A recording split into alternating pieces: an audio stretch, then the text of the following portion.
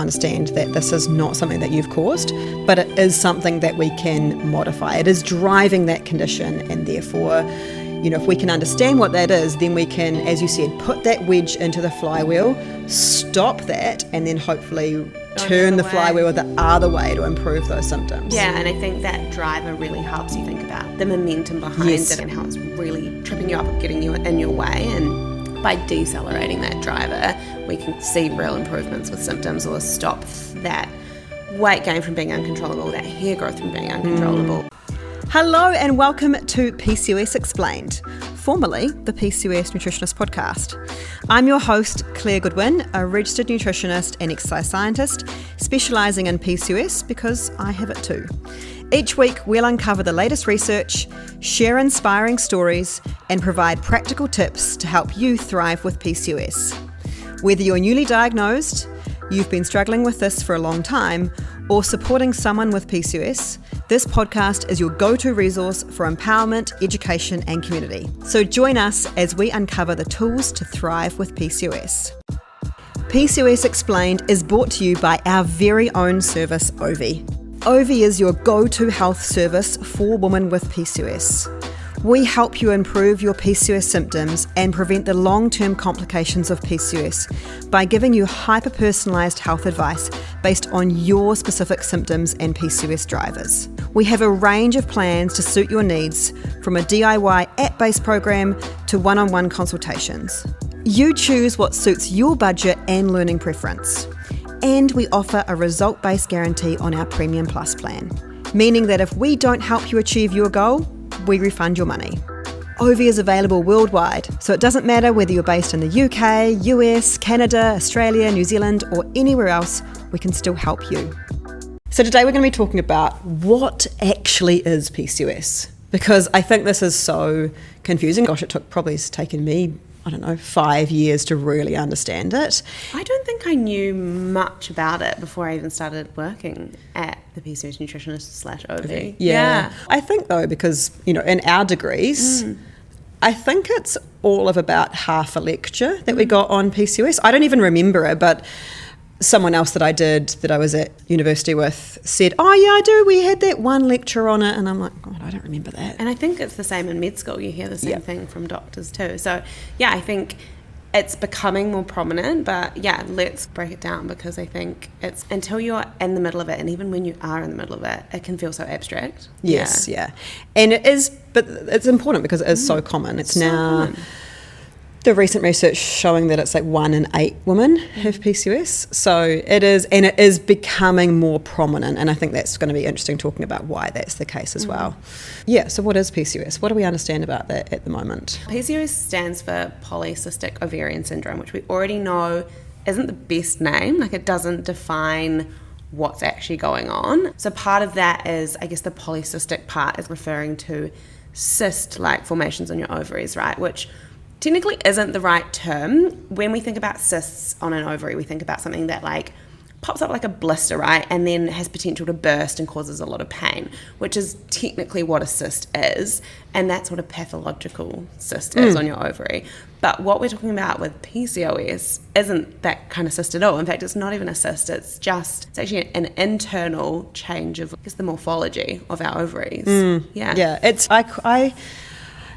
I explain it as like baby eggs or follicles that just haven't quite hatched when you didn't ovulate. That's all it is. And the only reason it got the name of polycystic ovarian syndrome is when the people who discovered it, found it, they said the ovary had a cyst-like appearance. They didn't actually call it cyst. They said cyst, but it just got translated, and therefore it's stuck. But the international bodies have actually been lobbying to get the name changed to something a lot more descriptive of what it actually is, because like when I got diagnosed, that's all I focused on was the ovary, or the cysts, and I was like, oh my gosh, I've got these, because I don't know, my mind went cyst, cancer. Yes, naturally, growth, abnormal growth in my body, And so I was like, oh my God, I've got these things on my ovaries that are cancer-like, that are causing this testosterone, that are then causing all my symptoms, and therefore, like, I can't get in and remove those cysts in my body, so therefore I can't do anything about it.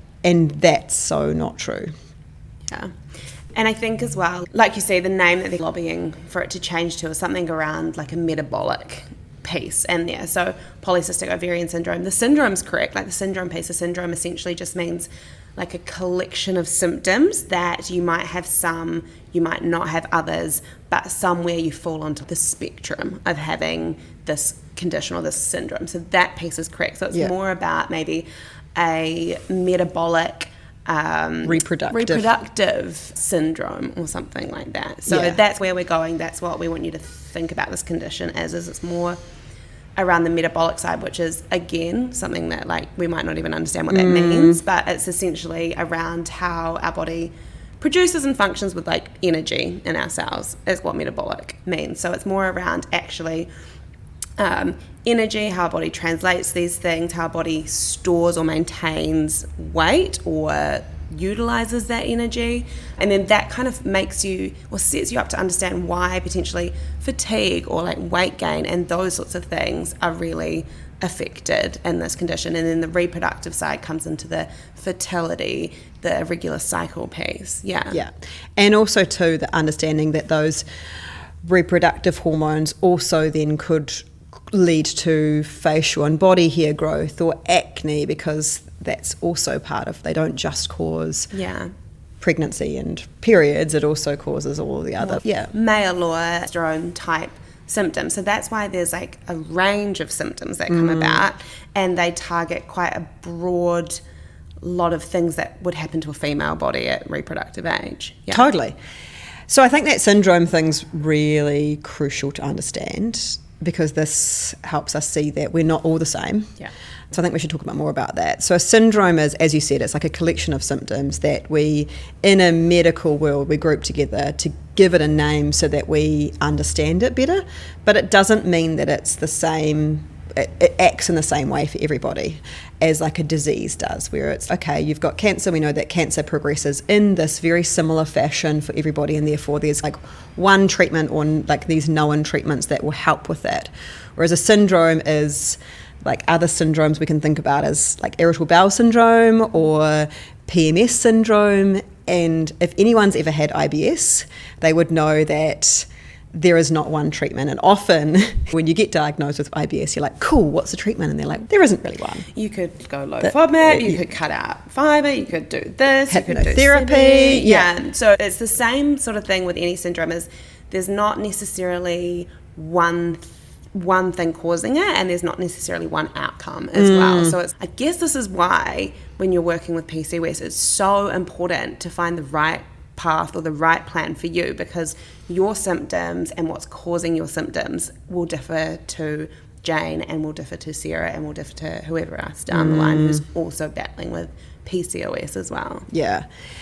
And also too, I think the other part of a syndrome is that it's a continuum. So in terms of the like how bad or how severe people's symptoms are, can be based on where they fall on that continuum. So some people might have really severe facial and body hair growth, whereas other people might just have mild. Some people might have had no period for 3 years, whereas other people it might be this, that their cycles are like every 50 days instead of every 25 to 35. So I think that's also quite important to understand too, that not everybody is the same in terms of severity, and that's also why it's so important to get the right treatment for you, because you could be very different to Jane or Claire or Louise or whoever else. And your goals potentially around what you want to see improvement in with PCOS might be different as well, because if fertility or having a baby isn't on your radar, but you still have mild facial hair growth, that's probably going to take precedent over maybe what your cycles are for you at that time. So I think that's why it's really important to recognise symptoms can be different, but also I guess managing those symptoms, you might take slightly different paths again, depending on what is your priority with those. Absolutely. So that's like what PCOS is, but how do we get it? So this is the $1 million question, I think. And I would preface this by saying, this is what we currently know at the moment. Science is ever evolving, and so it wouldn't surprise me if in 5 years' time we have a completely different understanding about what actually leads to PCOS. Yeah, completely. So I guess with PCOS and the syndrome is like we're talking about, it's like this metabolic reproductive syndrome.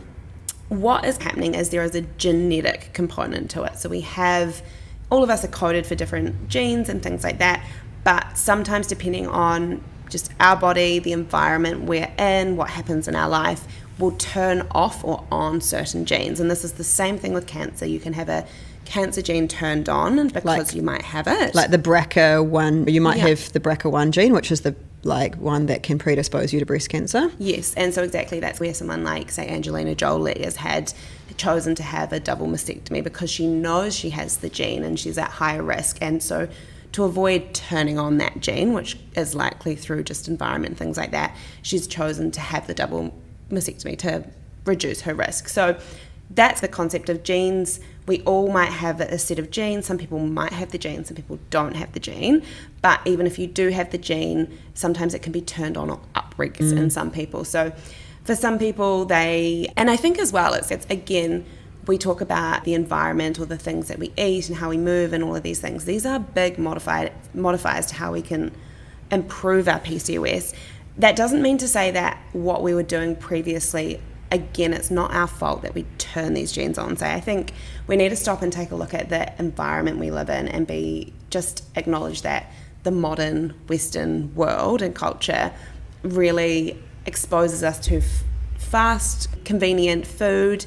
We are really sedentary and desk jobs and things like that. And this has all happened in the last 100 years, right? Totally. We sleep way less. We sleep a lot less. We're stimulated all the time by social media, by emails, the connectivity. We're way more anxious. So much more anxious, again, probably because of that connectivity. Maybe our soils are more depleted. The fruits that we eat aren't even what they used to look like a couple of thousand years ago. Most of our fruit and veggies are now ripened in a factory, so they're not getting the sun. It's not your fault. It's not our fault, but the environment that's created this fast-paced world has also driven a lot of these genes to be turned on. Yeah. So that's, I guess, why as well we're seeing like a bigger increase in the number of people presenting with these symptoms. But yeah, so I guess this is where it's like there is a genetic component, so it's not necessarily our fault, but our environment can switch it on. So if we're predisposed to this, that potential is there to turn it on. And this is why not everybody has it, because not everyone has the genes for this, right? Yeah, I think. And it's not just one gene too. Yeah. Like it's, again, multiple genes and multiple variations of genes. So especially if you're genetically predisposed to type 2 diabetes, especially if you can see this in your family, maybe your grandparents have developed type 2 diabetes or your parents or your aunts and uncles, then that gene is really connected with PCOS. But some people within that genetic makeup, they might gain weight with type 2 diabetes, whereas other people don't. And again, this is something that it is often people are led to believe that you develop type 2 diabetes because you've gained weight, whereas that's actually not true. You can see there's so many examples of people that have type 2 diabetes, but they're very lean. And I just had this conversation this morning with one of our ovaries, and she was like, but I'm really lean, so how could I be insulin resistant? And so I've always been told that there's no way I could be insulin resistant, and my doctors won't do the testing because I don't gain body fat. And so I think that's really important to know that there are also lots of different variations of this gene. It's not just like we can't go looking for one gene in people, it's multiple genes that predispose us to PCOS. Yeah, it's really multifaceted. But I think, looking at like potentially what your mum, your auntie, your grandma, did they have trouble conceiving? Did they have odd or irregular cycles? Or did they have, again, some of those like symptoms that you see in yourself around like sugar or carb cravings or real sweet tooth or things like that? So I think that's the genetic component. We're never going to know exactly what our gene makeup is. That's irrelevant. We can't see our coding. We don't know. But we can look back in history and kind of be like, has this affected other people in my family as well? Yeah. And that's the thing, exactly as you said, like you can get a genetic test done. I don't think it's relevant. It's just knowing that what symptoms you've got now, how do we actually modify them? And this, I think, is the important thing with PCOS, is because you might read that it's genetic and you then feel really demotivated. Doomed, because you're like, this is just my lot in life and this is what I have to deal with. But actually that's not the case. It's like we can, as you said, switch on and off those genes just by modifying our environment.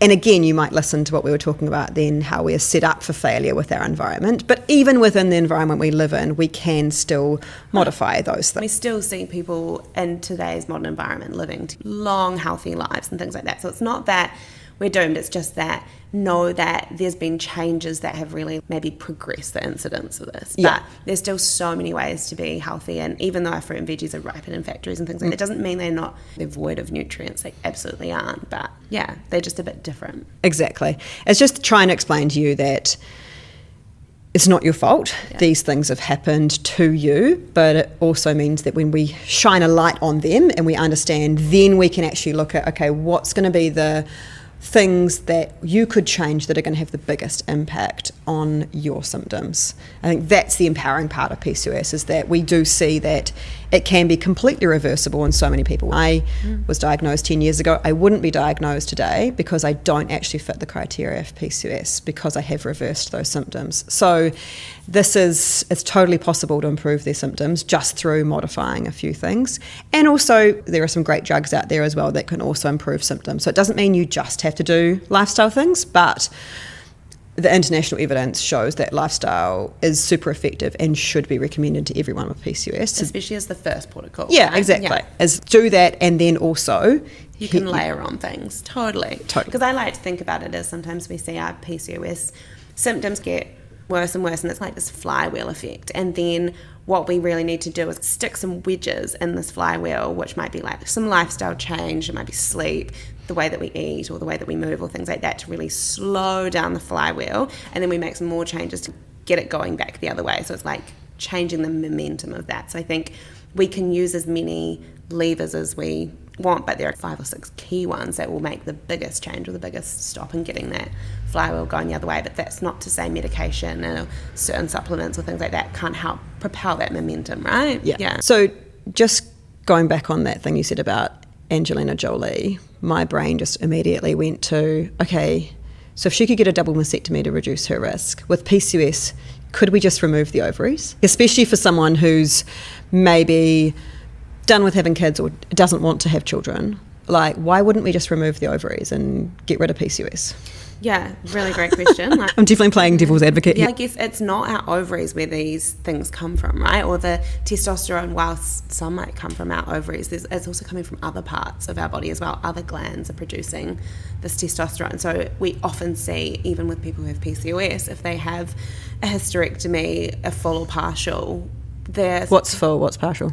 Full is the ovaries and the uterus, and then the partial is just the uterus is removed. But regardless of those things go, like for people who have had that hysterectomy, they will still see their PCOS symptoms continue beyond. So it's not it's not a fix-all, because I guess there's multiple genes, like we said, in multiple body parts that contribute to this syndrome. Yeah, so for an example, and actually we probably haven't explained this part very well yet, which is when we were talking before about what really PCOS is that fundamentally it is an increase in what's called the androgen hormones, which the most common one is testosterone that you might have heard of, but there are also other androgens in that family. So another one's called DHEAS, and another one is called androstenedione, and together they make up the androgen family. And so fundamentally PCOS is an increase in these androgen hormones, and that's the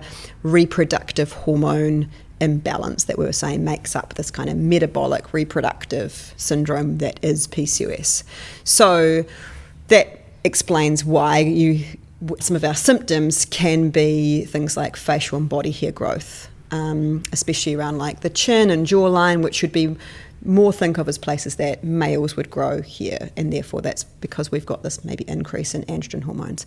That doesn't always show up on people's blood work, so you might be listening to this and thinking, that's not me because I didn't have higher testosterone in my blood.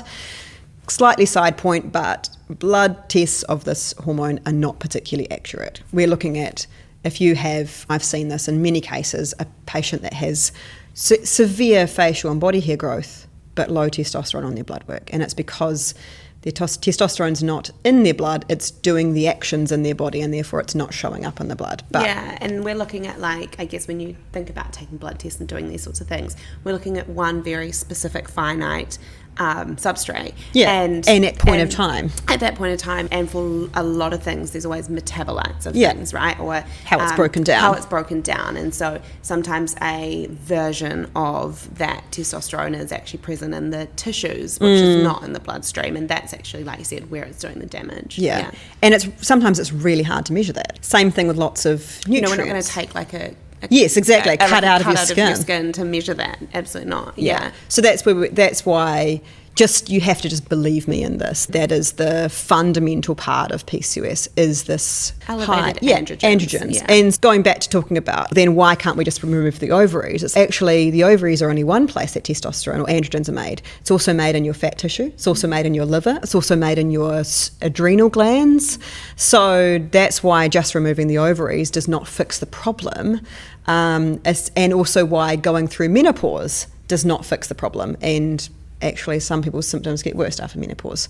Doesn't mean that you're doomed. Again, we can modify these things, but it just explains why we can't just remove the stuff and all the problems are fixed. Yeah. Then expanding on this genetic environmental part and also thinking about PCOS as a syndrome, these genes and environment that affect some of us don't affect others with PCOS, right? And this is why, like, one change could suit Tracy on YouTube and it doesn't suit you and your symptoms don't improve. Or worsen. Yeah, exactly, or worsen. So this is what we call PCOS drivers. These are the things that we can modify.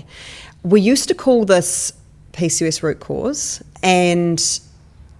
but we saw that by doing that, we were having the unintended consequence of making people feel like they'd caused their PCOS. We've since changed that to drivers to try and help you understand that this is not something that you've caused, but it is something that we can modify. It is driving that condition, and therefore, if we can understand what that is, then we can, as you said, put that wedge into the flywheel, stop that, and then hopefully turn the flywheel the other way to improve those symptoms. Yeah, and I think that driver really helps you think about like the momentum behind it and what it's doing and how it's really tripping you up and getting you in your way. And by decelerating that driver, we can see real improvements with symptoms or stop that weight gain from being uncontrollable, that hair growth from being uncontrollable, all those things. Yeah, so I guess there's kind of 4 drivers that we see being the most common drivers. The first one being insulin resistance. So when our body becomes more resistant to insulin's function. So what is insulin? Insulin is a hormone that takes the glucose out of our bloodstream and goes and delivers it to the cells that need it. So namely muscle tissue, liver, and as well we'll store it in our fat cells too. So any kind of tissues that need blood sugar, so all of those kind of organs. Where do we get glucose from? From the foods that we eat. So anytime we eat something that has carbohydrate or sugar in it, that's going to be absorbed into our bloodstream and lift up what is called our blood glucose or our blood sugars. Our bloodstream is what is there to transport nutrients like glucose around our body and deliver it to all the cells. So it's like the stream of life, like the fertile, I don't know how to describe it. Like that's why blood circulates through our body, is to tap into every cell in our body and keep things going. So we eat carbohydrate that goes into our bloodstream, becomes blood glucose, and then something like insulin comes and connects to that blood sugar to deliver it to the cells. So your muscle cells, all your organ cells except for your brain, they all require an insulin to carry that blood glucose into the cell. The one organ that doesn't have that is our brain, and that's because our brain needs glucose really quickly. So there's no barrier. The blood glucose can just pass into that. For that reason, our body is very good at maintaining our blood glucose between a certain range so that it never gets too low, so our brain is left in the, vulnerable position of not having enough energy to think and to help dictate or guide our body, but it never has too much, because too much blood sugar can start to damage our brain cells and cause things down the track as well as immediately. So we keep our blood sugar really tightly regulated, and that's why it uses a hormone called insulin, so that it knows that it's managing that kind of blood sugar flow in and out of our bloodstream into our brain. So what we do is when we eat that carbohydrate, blood sugar goes up. Insulin is then comes out, picks up and connects that kind of the right amount of blood sugar and delivers it to those cells. When our bodies become insulin resistant, they pretty much, our cells of our body, our muscle tissues, our liver, all those sorts of organs, they say, we can't let you in, or we can't open the door, or the door's a bit jammed, it's not budging. And our body has to throw more insulin to try and unbudge that door, or like push that door open, let the blood sugar into the bloodstream. It gets a bit like worked up and a bit frantic. So the more insulin resistant our body becomes, the more insulin our body throws at the problem. It's like inflation. That insulin just doesn't work like it used to. The $1 at the dairy gets you like far less lollies than it used to. So that's the same kind of thing that's happening. And I guess what the issue with this in PCOS is having more insulin resistance or having more insulin circulating in our body. High insulin in the bloodstream increases or elevates the production of testosterone. So that is where having more insulin or being more insulin resistant really drives those PCOS symptoms because of the elevated androgens. Yeah, and it acts as quite a vicious cycle as well. So the more insulin that we have, the more testosterone that we have. And if we genetically gain weight with insulin resistance, not everyone does, and that's why 75% of even lean PCOS people have this insulin resistance. But if your body your genetics mean that you do gain weight, then you're going to gain weight with that, and then that then leads to more insulin resistance and also more testosterone, because our fat tissue produces testosterone, and then we get more insulin resistant and more testosterone and more fat like tissue as well. And so this is the really vicious cycle of PCOS and weight gain, and why in that equation calories aren't I didn't talk about calories once in that equation, right? And it's not that they don't matter, but they're not the thing that's causing it. They're not, yeah. So that's why we talk about weight gain as a symptom of PCOS as opposed to the cause or, a reason behind you having PCOS, which is probably misunderstood. Totally. I think that where the research is not clear, but I have a really strong opinion on this, is that some people think that people develop PCOS because they're at a higher body weight, whereas I fundamentally disagree with that. I think that we have this genetic predisposition, we therefore produce a bit more testosterone. The testosterone then makes us more insulin resistant. It also makes us gain weight, and then that starts the flywheel, and then it starts going. And so but regardless of what causes it, this is why I also fundamentally disagree with the advice to just lose weight, because people then hear that and they think, okay, I've got to cut my calories, when actually, as we just explained, calories didn't even enter into that flywheel conversation. Yeah. And you might cut your calories, but you'll still be gaining weight potentially, when actually the case. So I think as well, one thing that we brushed over was that when you are insulin resistant or you have more insulin in your bloodstream, that insulin is, I'm here now, what do I do? Let me take some more of this blood sugar to the fat cells. We'll just store it there. They seem to take on the blood sugar a little bit easier than sometimes the muscles do or sometimes the liver does. So we end up finding higher circulating insulin can cause a lot more shunting of the blood sugar just into our fat cells for storage. It's like just sweep it under the rug, put it in the fat cells. That's deal with it, just get rid of it. But what that does is sometimes we have that too much insulin there. That might shunt away too much blood sugar. And all of a sudden, even though we ate carbohydrate-rich foods maybe only an hour, 2 hours ago, we're desperately hungry. We might feel agitated. We might have huge sugar cravings, have all of those like low blood sugar feelings, even though we only just ate. That's because we've moved that too much insulin has caused us to dip below that like healthy blood sugar range, which our brain likes, and our brain's sending all these signals saying, it's too low now, fuel back up again. So we can find this like shuttling almost of glucose bypassing the cells that need it, muscles and liver and things screaming out for that kind of blood glucose, and it's just getting put straight into our fat cells. Or the other feeling that we might have is not being hungry, not experiencing any of those low blood sugar symptoms, but being incredibly tired, incredibly fatigued, and this is why, because those muscle cells and everything else are screaming out for energy. They need it, but it's just going straight to those fat cells. Yeah. Or not to the fat cells, but still not being, and this is why maybe some people don't gain weight with PCOS, but it's not being utilised by by your body properly for energy the way that it should be.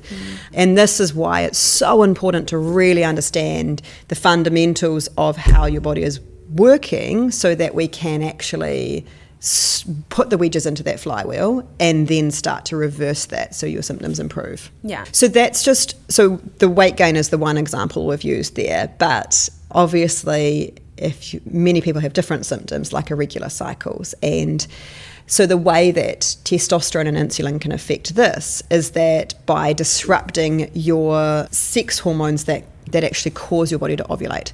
So if you're getting an irregular period, this means that you're getting a bleed less than every 25 days or greater than every 35 days.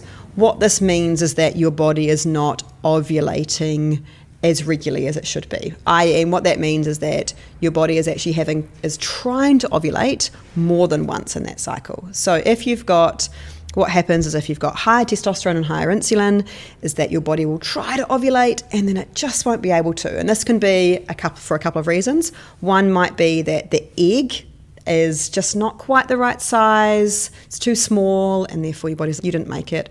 Or in PCOS, also the other common thing is that the hormones that help your body to ovulate are just not firing at the right time or too much. And I like to think about this as like a sports team. So our hormones are like a sports team that work together to score a goal, right? The goal is ovulation. Literally kicking that egg out into the fallopian tubes, ready if there is sperm there, waiting to get pregnant.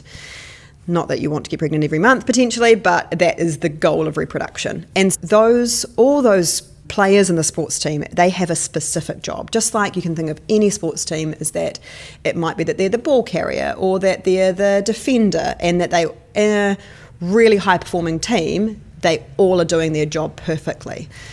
And that's the same as a menstrual cycle. But in PCOS, it's just like it's like we're a team that's at the early stages of becoming a team or something. They're just like the ball carrier's not in the right position and misses the ball, or the person who's supposed to be defending and taking out the defense is just like mindlessly watching the crowd or something like that. And so we're just missing things, or we're a bit injured, and so it's just not firing correctly. And so we'll have to attempt multiple times to score that goal. And the causes of this are those hormonal disruptions, especially when we've got higher insulin or higher testosterone, then that causes these. Kind of think about it like maybe insulin and testosterone are getting your team drunk, and then just really affecting the finesse of your team's work.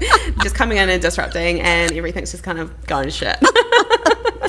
Exactly. And so old mate defenders over there just like looking at the crowd and like having a great time dancing away, and like ball carrier, same thing. He just like tries to go and catch the ball and he completely misses. They've caused that disruption. And so what we need to do is we need to actually get those.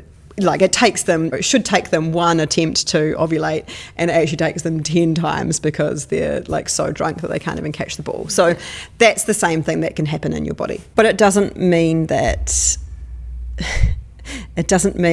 we can't sober those hormones up, right? We just need to take away all that insulin and testosterone, we sober the hormones up, and we get them firing at the right time. And we might not be able to sober them up immediately. It might take us a wee while. A few hours, but it gets there.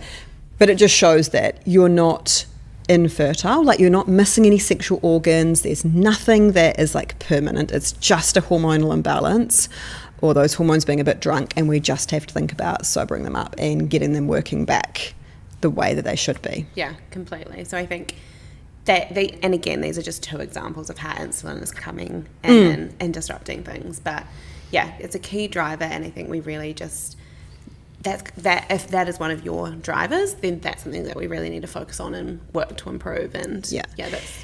And it is, we talk about it first because it is the most common. It affects 80% of people with PCOS, so not everybody, but a significant amount. And so even, as I said before, even if you're lean, so 75% of quote unquote lean PCOS, which I think is like terrible term. I don't think it means anything about what's going on. It's a really old-fashioned term. People will come to me, some clients will go, but I'm a lean PCOS, can you still help me? I'm like, oh, I help you the same, yes, no matter exactly. your body size. Exactly. It's so irrelevant in that respect. It doesn't tell us anything about what's driving it, and therefore anything about what's going to work.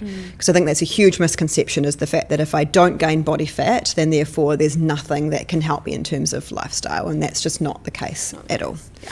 And we've covered insulin now. We've hopefully really delved deep into that one. Painted a real nice picture of your drunk hormones. Of your drunk hormones. The insulin drunk hormones. The other drivers, the next most common would be stress hormones. Yeah. So this affects about 50% of people with PCOS, is what the current research is saying. Yeah, and I think, again, it's not just thinking, oh my gosh, my work is so busy, I'm a stressed person. It's more thinking about what both physical and mental stresses are we putting on their body. So for some people, they might have a really relaxed job, or they might not necessarily even have like work a 9 to 5 or whatever it is that they do, but they might exercise like 2 or 3 times a day, and that is a stress on the body. Or they might not potentially be eating enough for what their body needs, and that is a stress on the body. So there are more than just feeling stressed or anxious, although that typically plays into it. Like for most people presenting with the adrenal or the stress component happening in their PCOS, typically as someone who maybe is just prone to anxiety, feels a lot more stress, has those sorts of anxious emotions or heightened emotions sometimes can come into it too. What's the chicken and the egg? Don't really know, but it's not just that you have to be an anxious person or feeling stressed for this to be a driver for you. Yeah. So. And conversely, just because your work might be quite stressful and you can't necessarily modify that, doesn't mean there's nothing we can do. Yeah. Like, I think that's a conversation I had this morning, and she was like, I'm a journalist. I cannot change. I've got to meet deadlines. There's nothing about my job I can change. So therefore, does that mean I can't be fixed? And I'm like, no, like we can absolutely change so many other factors. Okay, where else is your stress bucket being filled in your life? Like exercise or caffeine, or maybe even just how you perceive that stress. And even sometimes acknowledging that it's okay to be under stressful situations, and that our body is really resilient and stress does help us adapt. But really, sometimes the perception or the mindset we can create, sometimes our thoughts and feelings can sometimes get so hooked or ruminate on things, it generates more of that stress. So there's so much mindfulness work. There's padding we can do around having a stressful job, or maybe raising young kids, or things that we can do to try and help minimize, like you said, your stress bucket, because it's only when too much is in there and it's overflowing, that's where we really see PCOS take hold. And that's because there's this adrenal component. So, I was going to say, we skipped over that. We didn't even say how it actually works, because that's the thing. I understand that necessarily stress can be a negative thing, but how does it actually work in PCOS? We see that when people say, live a stress-free life and you'll live a long, happy life. And it's like, well, why? But yeah, it's because, like I said, our bodies can handle and cope with some stress hormones. Like in an acute phase, right? It's the same as getting a swollen ankle.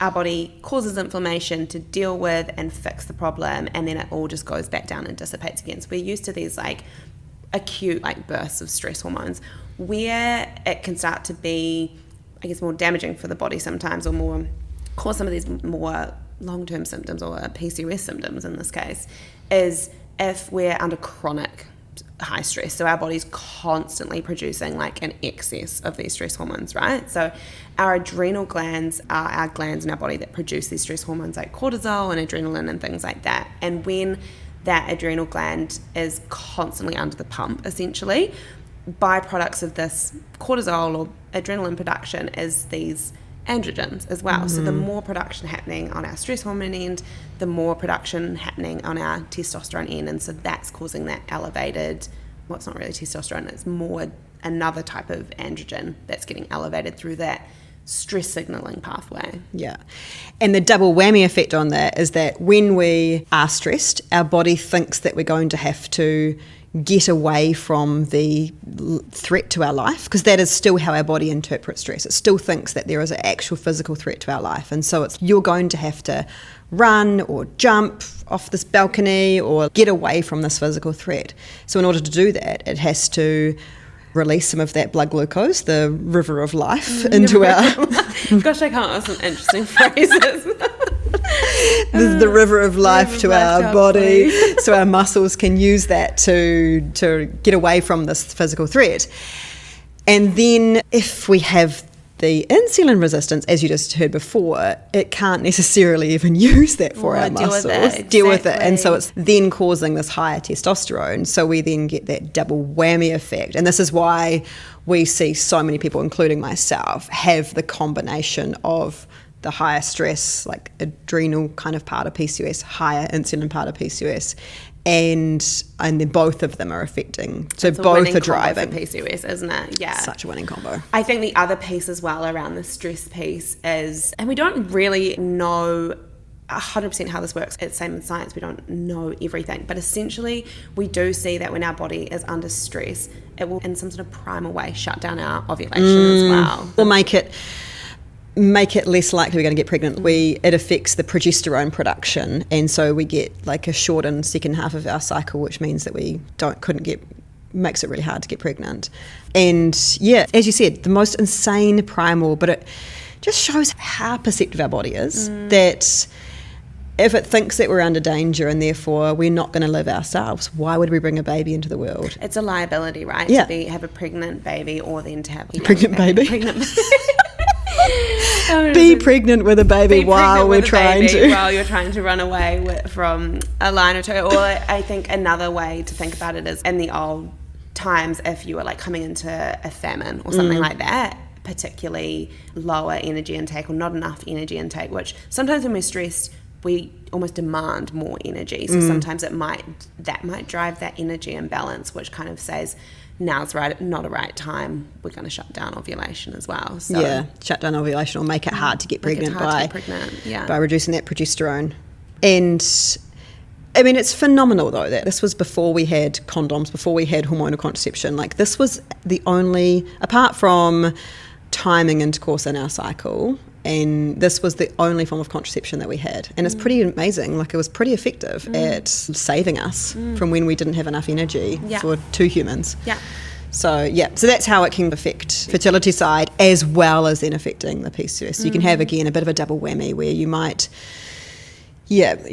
have two of those things that are affecting your fertility or your cycles.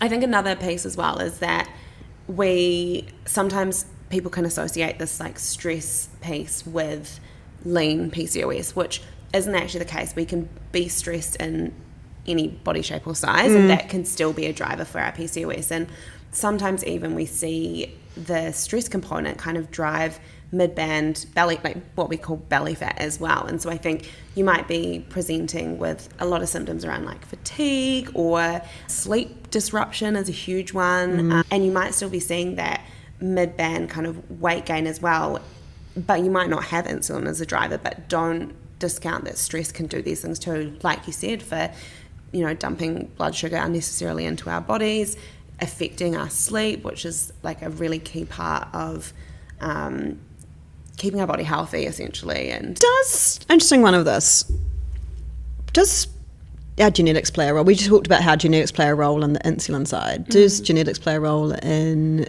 I think that again, not that I'm super familiar with the genetic research on adrenal side, but I feel like if you have a family history of anxiety, then that could play a role. But also one thing I do know is that it's not necessarily genetic, but maybe we do know that women that are exposed to lots of stress going into puberty do tend to have a slightly lower stress tolerance later in life. And a doctor gave me a really good example of this. He said to me, Claire, everyone carries a stress backpack, but just the size of backpack differs between everybody. So some people are more resilient to stress, and therefore they have a bigger stress backpack. They can deal with more stress.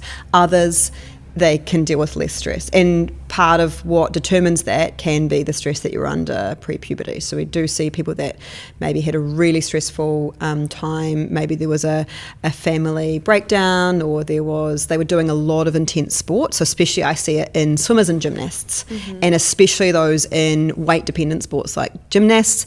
that they then may be more predisposed to stress affecting them later in life. Yeah, and I think as well, just to follow on from that, there's so much that we're learning still about like intergenerational trauma and like how that plays a huge role in, say, our stress backpack, our like ability to maintain stress. Have we already got a baseline half full backpack when we start life? But again, I know another really great book is The Body Keeps the Score, and that is a lot about as well trauma and things like that, and how our physical body can change in response to traumas and things like that. So there's so much being explored in this field, and I think we're going to uncover so much more in the next 10 years, which is like the exciting part as well. But yeah, I think don't discount some of these things contributing or predisposing you maybe to being. And I think that it's really helpful when you view it in the way of, this does not mean that I am doomed because of something that wasn't in my control, a family trauma or something in my early years, or that my ancestors were survivors of the Irish potato famine, which is absolutely my heritage. That does not necessarily mean that I'm doomed. It just means that now that I'm aware of that, I understand and I can give myself grace about why my body might respond in a different way, or why I might feel like, man, Sarah can run a business with 5 small children and like being a single mum, and yet I struggle with 1 child. Like it's that. And I think as well, like you think about the potato farmer thing and you're like, well, that was like 2 generations ago. How does that affect me? But it's like genes and things were turned on or turned off during that time, which may have passed down to you as well. So I think, don't discount, whilst we can't change our whole body makeup to be fully equipped to deal with the modern life, that doesn't mean there haven't been adaptations that have happened over this time, or what trauma or what environments that you've been in have changed or modified the genetic piece. Yeah. And we've definitely seen this in the research, that Irish potato famine research is like quite really interesting, and it does definitely show that those people, I'm 6th generation New Zealand, but my ancestry on my dad's side especially we did a genetic test for him, so he's 5th generation New Zealand, and he is still 90% Irish. Wow. Which is insane. Wow. Like they basically just came to New Zealand and bred within the Catholic Church, within this small part called South Canterbury, and which is just so I know that I have that really strong heritage, and we know that is that those genes were turned on to help them survive during that time. There's also really interesting research around the Dutch, similar thing, where there's a famine in there as well, but and same thing with World War II survivors. It's really interesting, and I think that just so long as you take the perspective of, this is interesting, how do I then use this to understand my body more and then work with my body rather than against it? Yes. And that's exactly what we're helping with in OV, is you to understand your body and to work with it to make changes to help your body rather than constantly fighting it like you may have been doing for the last 10 years. Yeah, I certainly was. Completely. So the next one we talked about, you actually did mention a bit about inflammation before when you gave the example of your ankle and how you sprained your ankle. Your immune system sent all of the like your white blood cells and different things there to help to heal that, the first part of that was inflammation to immobilize that. So that's inflammation that we might know of, but how is that working in PCOS? Because this is another one of the drivers, is chronic inflammation. Yeah, so I guess with chronic inflammation, there are going to be things that maybe our body isn't responding to well over time, and we can deal with so much of that. We can deal with, our body's pretty resilient. It deals with, think about how much alcohol we might put in our body on a night out, and our body can still deal with that. Our body's pretty resilient, but constant exposure can start to wear down our body, or the amount of immune cells that have to come in and, I guess, for want of a better word, clean up some of these things that we put into our body or that happen to our body, can just get too much over time, and we can just start to build up this like low grade chronic inflammation where we just have this chronic long-term exposure to higher amounts of inflammatory cells than we probably want to.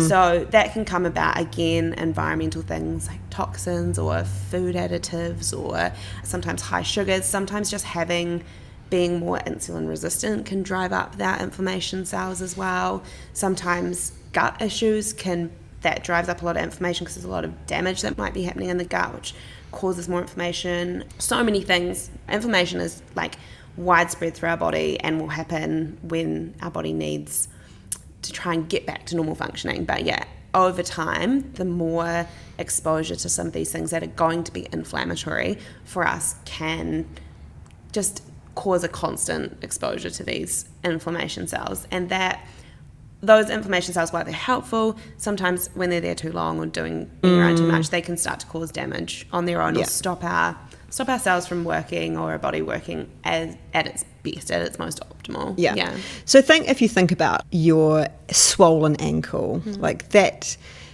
can be what's happening internally to different parts of your body and your cells. And you can't see it like you can an ankle, but think about it like that, and think about that when it's happened just once for a couple of days, that's fine. But if this is constant ongoing for like months, it's easy to see how that could then be damaging to your body. And it's affecting how you walk, and it's affecting that you can't do all these things. And that's the same sort of thing as that low-grade inflammation might be affecting how your body processes energy or how it absorbs your vitamins and minerals or just how... Yeah. Exactly. And so I think what you said then about how insulin can cause inflammation is also, like we were saying before, it's really common to have that high stress and high insulin because they both work together. Same thing, super common to have high inflammation and insulin resistance because that insulin causes the inflammation. So it is, I would say, probably the second most common thing, or you can even have all three. You can have high inflammation, high stress, and high insulin resistance. Yeah, and I think I tend to, I guess the way that, I don't know if we've never talked about this, but the way I view it is typically there's either it's predominantly stress, predominantly insulin, or both. And then typically, whilst it can be, you can have just inflammation as a driver or just thyroid as a driver, we typically see people presenting with these two secondary drivers. Yeah, so it's like a hierarchy. There's almost, there can be one really predominant one and then secondary one. So yeah, I think that's a really good way of thinking about it too. Is it the chicken or the egg sometimes, the inflammation? Sometimes it might be a byproduct of the other drivers that are in hyper-acceleration mode can drive some of these things. So yeah, I guess that's where inflammation as well, it can show up in skin rashes or skin conditions. It can show up in IBS or like gut issues. Sometimes it could be driven by you not being able to digest a food as well. So sometimes for some people that might be gluten or dairy. They have real trouble digesting some of those foods, so that can drive up inflammation. People might have more of a histamine reaction. Inflammation, think about it as a really broad thing, and pretty much anything that kind of is not promoting health in our body or doing damage is causing inflammation. So that's where I think about it, is that's why it's typically secondary, because it's typically we're seeing inflammatory symptoms present because something else typically isn't functioning as best as it could in the body. Yeah. And this is exactly how what we do in OV is actually work out what are these things for you, and is it the primary thing or is it the secondary thing, right? Because you might be listening. Be the biggest lever? You're going to be listening to this potentially and thinking, oh my God, like I feel like I fit them all. Like I have like joint pain. It's not uncommon. You might be like, I've got joint pain, so I've definitely got some inflammation, but I've also can resonate with a lot of those high stress symptoms and the insulin symptoms. Oh my God, this is just way too much and overwhelming. And that's where it's, we can tell you, okay, what's the primary thing, and then what are the secondary things, and then our job is to tell you what are the 4 or 5 most important lifestyle changes and or medications for you to actually fix those symptoms. And again, thinking about the lifestyle changes as the part that's going to be we think is really important in first line, and then the medications as the additional things that you can do depending on how you feel about medications. If you're anti-medications, that's absolutely fine. You do still work with lifestyle changes. If you're open to those, we can give you some suggestions as well for medications. So that's our job in OV, is to tell you, okay, this is the driver and these are the changes, or these are your drivers and therefore these are the changes. This kind of, based on what you've presented with, these kind of rankings of lifestyle changes are going to be what's going to make the biggest, most effective impact for you. Yeah. So it's not, you've got this and here's the 20 things you need to do. You need to remove gluten and dairy and onions and garlic, and also you need to sleep 12 hours a night, and you need to, that's not what we do. We're like, okay, here are the 4 to 5 maybe 6 things, but here's the most important thing you should do this week. Yeah. First thing, it's like a bit of a tick list. Okay, got that done, now we move on to the next thing. Yeah, and you can know that you're like, whilst they might not seem like big changes, they're big changes for you. They're going to be the changes that are going to have the biggest impact. Yeah. So yeah, that's kind of inflammation. Then the fourth one is thyroid, which is, this is when I see thyroid pop up, that's one thing that I really want to tackle first and foremost as well, especially if I think about working with someone one-on-one. If I can see some thyroid symptoms popping up, I want to tackle that, even though it's probably not necessarily what we'd call the primary ones, like we've said insulin and stress might be. Until we can get your thyroid functioning better, we often won't see as immediate change, or that could be a real anchor dragging you back. Your thyroid is a gland that kind of sits near your throat. It's like a butterfly-shaped gland, and it produces all of these hormones to essentially make your body metabolize. It's like your metabolic driver, essentially. And so we often see in PCOS that we're not producing enough of these thyroid hormones, and that's slowing metabolism is typically the way we see it. Hypothyroidism or clinical low thyroid. Yeah, low thyroid function. So you think about it as not producing enough thyroid hormone, and if it makes sense, if you're not producing enough thyroid hormone, your metabolism won't work as fast.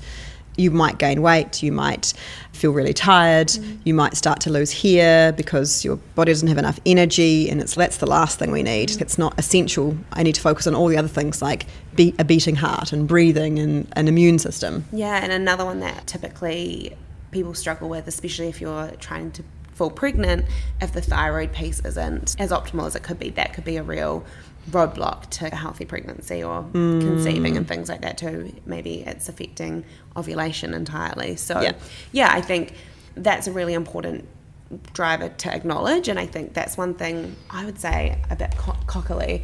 We are really able to help people recognize if their thyroid's not working as optimally as possible, whereas I think in hospitals and in the typical medical system, the threshold for having clinical hypothyroidism is quite high, which is understandable if we all were presenting with minor differences with our thyroid. Probably overwhelm the medical system as well. Some people might not be able to manage if they put your medication and you went too far the other way, like that's also damaging. So I think there's very real reason for these doctors and medical centres and things to be concerned about treating thyroid conditions when they actually need to be treated. But, and therefore having a really conservative normal range. Yeah, exactly.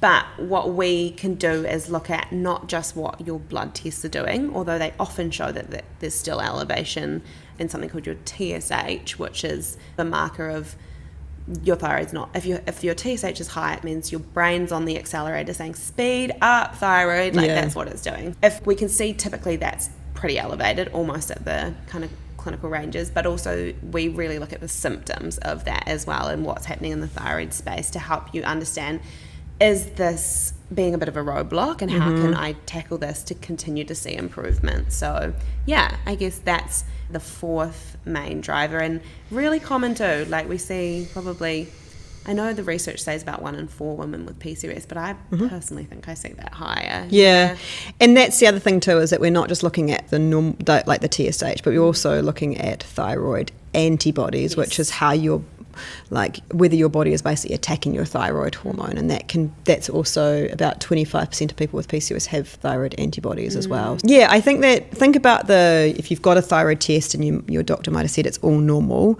just think about that. Okay, that reference range is basically the same for every person, whether they're 2 years old or whether they're 80 years old, whether they're male or female, and there is a completely different normal reference range for women, especially those wanting to conceive or in the first trimester as well. And so we look at you as an individual and say, is this optimal for you and what you're trying to achieve, rather than, this is just the reference range for every single human on the planet. And also too, are your symptoms normal? Are you cold all the time? Is your temperature in the morning super low? Because that's a really clear sign as well. So, are you struggling to lose weight, which I know is a symptom of some of the other drivers, but that's also going to be probably a roadblock in that journey if that's something that you're working towards. Yeah, there's so many things, and I think It's an interesting one.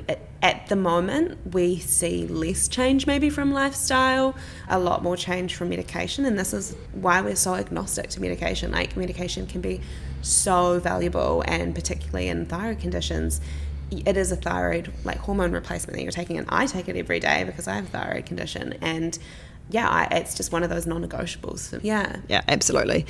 And it is actually quite a natural medication. It is replacing your thyroid hormone. And therefore I think that understanding, because a lot of people say, oh, my goal is to get off thyroid meds, and I'm like, why? Why? And it's often a misunderstanding that they think that the thyroid medication is bad because it is a medication, but actually not understanding that it is literally just topping up your body's own levels. It's not changing something else in your body that's artificial or anything else. So I think, just understanding a bit about that can be really helpful in understanding why it's a good thing. It's a good medication, and therefore what it's actually doing for your body. Yeah. So there's lots of other things that can then also play a role, like how many nutrients your body has, like your vitamin D levels and your iron levels and your B12, and those are all again in the hierarchy can be a little bit lower or can be a bit higher in some people depending on what the problem is. So we look at lots of different things, but when we're deciding what are the most important things for you to change, or therefore what medications are going to be effective for you or even necessary for you, that's when we'll look at these drivers and then match you with the right treatment plan, which is what we do in OV. Yeah. If you're finding value from these podcasts, then we'd be so grateful if you could hit follow on the PCOS Explained podcast. This means that not only you'll get the latest releases, but also that other people are more likely to find this podcast. That's the way the algorithm works. And we all know how important it is to get good information about PCOS. So if you can hit that follow button, it means that people with PCOS that don't know that this podcast exists are more likely to find it. So thank you so much for your help there. Now stand by for our disclaimer. The information contained in this podcast has been prepared for the purpose of providing information, including about the PCOS nutritionist products and services, and is designed to support clients' overall wellness. It is not intended to provide medical advice or designed to rectify, treat, or cure any specific medical conditions or diseases. Nothing stated or shared in our podcast is intended to be and must not be taken to be medical advice. Please seek the advice of professionals as appropriate regarding the evaluation of any specific information, opinion, advice, or content contained in our podcast.